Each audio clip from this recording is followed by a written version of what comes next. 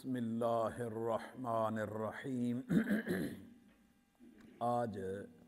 نیا چیپٹر شروع ہوتا ہے، باب الورع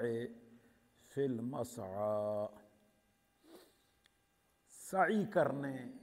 اور نیکی کے کاموں کی طرف بڑھنے اور برے کاموں سے رکنے،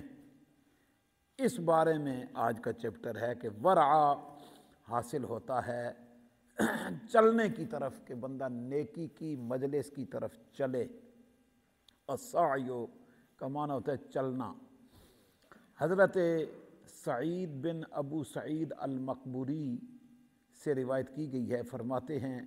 کان من دعاء النبی داؤد علیہ السلام، حضرت داؤد علیہ السلام جو اللہ کے نبی ہیں، ان کی دعا میں سے یہ جملے بھی تھے، اللہم یوم ترانی اجاوز مجالس الذاکرین، اے اللہ جس دن تو مجھے دیکھے کہ میں ذکر کرنے والوں کی مجلس سے نکل کر الی مجالس المتکبرین، متکبرین کی مجلس کی طرف جاؤں، فاکثر رجلی، تو میرے قدموں کو روک لے، فإنہا نعمۃ من بہا علیہ، فرمایا کہ بے شک یہ تیری طرف سے انعام ہوگا مجھ پر کہ میرے قدم متکبرین کی مجلس میں جانے سے رک جائیں، کہ میں ذاکرین ذکر کرنے والوں کی مجلس کو چھوڑ کر متکبرین کی مجلس کی طرف بڑھوں تو میرے قدموں کو روک دے، میں آگے قدم نہ بڑھا سکوں۔ اس حدیث کو امام ابن عساکر نے تاریخ دمشق کے اندر روایت کیا ہے۔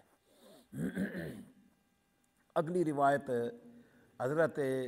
وہب بن منبہ آپ روایت کرتے ہیں، فرماتے ہیں فی حکمت آل داود، حضرت داؤد علیہ السلام کی اولاد کو اللہ نے جو حکمت عطا فرمائی، ان حکمت کی باتوں میں سے یہ ہے کہ حق علی العاقل اللہ یرا طاعنا الا فی ثلاث، فرمایا کہ عقل مند آدمی پر حق ہے کہ وہ نہ دیکھے طعن مگر تین چیزوں میں وہ طعن کو دیکھے، زادہ لمعادن، زیادہ کیا معاد، او مرمت للمعاش،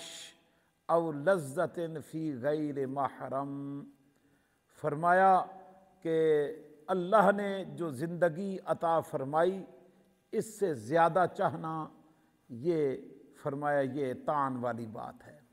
اور معاش کے لیے ذلیل ہونا یہ بھی طعن والی بات ہے، کہ بندہ روزی کمائے لیکن ذلیل ہو کے کمائے، تو فرمایا یہ بھی اچھا نہیں، او لذت فی غیر محرم، اور غیر محرم کے اندر لذت تلاش کرنا یہ بھی قابل طعن بات ہے، یہ اچھی بات نہیں ہے۔ اگلی روایت حضرت عروہ بن زبیر رضی اللہ تعالی عنہ کے حوالے سے روایت کی گئی ہے۔ احمد بن حاتم الطویل فرماتے ہیں کہ مجھے یہ بات پہنچی ہے کہ حضرت عروہ بن زبیر قطعت رجلہ من الآکلہ، آپ کا پاؤں زخمی ہو گیا، قال فرمایا ان مما یطیب نفسی عنک انی لا انقلق الی معصیت اللہ قط، فرمایا کہ مجھے پسند ہے کہ میرا یہ جو پاؤں زخمی ہوا ہے یہ اس سے کہ یہ اللہ کی معصیت کی طرف چل کے جائے، تو اس سے اس کا زخمی ہونا بھی میرے لیے اچھا ہے کہ یہ کم از کم رکے اور گناہ کی طرف نہ بڑھے۔ ہمیشہ ہمارے اسلاف، ہمارے بزرگ، وہ اپنے قدموں کو گناہ کی طرف بڑھنے سے روکتے رہے ہیں۔ اگلی روایت حضرت شبیل بن عوف روایت کرتے ہیں، فرماتے ہیں ما اغبرت رجلائی فی طلب دنیا، فرماتے ہیں کہ میرے پاؤں دنیا کی طلب میں کبھی بھی گرد آلود نہیں ہوئے، ان پہ گرد و غبار نہیں پڑی، वला फ़तहत रजलन फ़ी वजहतिन मुंज़ु अलिमतु अन्नी ला जलस्तु फ़ी मजलिसिन वला मुंतज़िरल लिजनाज़तिन औ लिहाजतिन ला बुद्द मिनहा। फरमाते जब से मैंने ये बात जानी कि मैं मजलिस ज़िक्र से जो है वो ना उठूं और जनाजे के इंतज़ार में रहूं और किसी भी ऐसी आजत जिसके लिए मुझे ठहरना चाहिए, मैंने कभी भी अपने पाँव को फिर बाहर नहीं निकाला। यानी मैं ज़िक्र की मजलिस सजी तो उसमें जम के बैठा, मैंने ज़िक्र की मजलिस को तर्क नहीं किया। जनाजे का इंतज़ार है तो फिर मैं उस इंतज़ार में ठहरा, या ऐसी और कोई आजत जो मेरे लिए ज़रूरी थी, ला बुद्दा मिनहा, ज़रूरी आदत, तो फरमाया फिर मैंने दूसरे कामों को तर्क किया है, ये मैंने अपनी आदत बनाई है। बंदा किसी भी अच्छी मजलिस में हो तो थोड़ी सी ताख़ीर से दिल उकताने लगा है, घबराना शुरू हो जाता है वैसे बंदा गपशप में घंटों बैठा रहे, परवाह नहीं होती है। तो ये बुज़ुर्ग फरमा रहे हैं कि मैं ज़िक्र की मजलिस से कभी नहीं उठा। ज़िक्र की मजलिस तवील हो, मुख्तसर हो, और जनाजे के लिए या किसी और आजत के लिए जाना है तो फरमाते हैं मैंने कभी भी उससे ताख़ीर नहीं की है और उससे उकताहट या चले जाने को अपने लिए मुनासिब नहीं समझा है। तो यहाँ इस चैप्टर में हमारे